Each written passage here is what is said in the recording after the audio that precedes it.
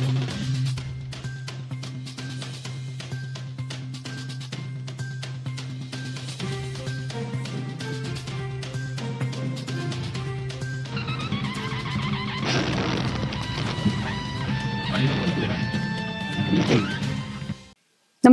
आपण पाहता Hirkani news.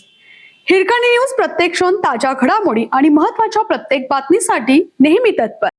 Share market एजंटाकडून गंडा, 68 लाखाची फसवणूक. सातारा शेअर मार्केट एजंट असल्याचं सांगून शेअर मार्केटमध्ये 10 महिने पैसे गुंतवल्यास जादा परतावा देतो असं आमिष दाखवून 6 जणांची फसवणूक केली आहे.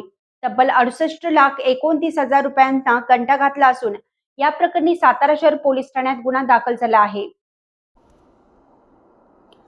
विश्वनाथ प्रभाकर शेट्टी, राहणार रामाचा गोट, सातारा असं संशयित आरोपीचं नाव आहे.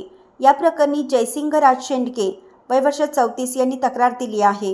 ही घटना 12 जून 2023 ते 6 जुलै 2026 या कालावधीत घडली आहे. संशयितांनी शेअर मार्केट एजंट असल्याचं तक्रारदार यांना सांगितलं.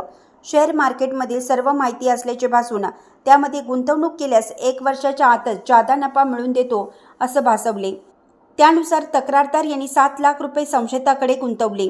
पैसे गुंतवल्याचा कालावधी झाल्यानंतर तक्रारदाराने संशयिताकडे त्याची मूळ रक्कम व अधिकचा परतावा मागितला. संशयितांनी पैसे देतो असं सांगून टाळाटाळ केली. यानंतर संशयितांनी पैसे परत देण्याचा प्रतिसाद दिला नसल्याने फसवणूक झाल्याचं तक्रारदार याच्या लक्षात आले.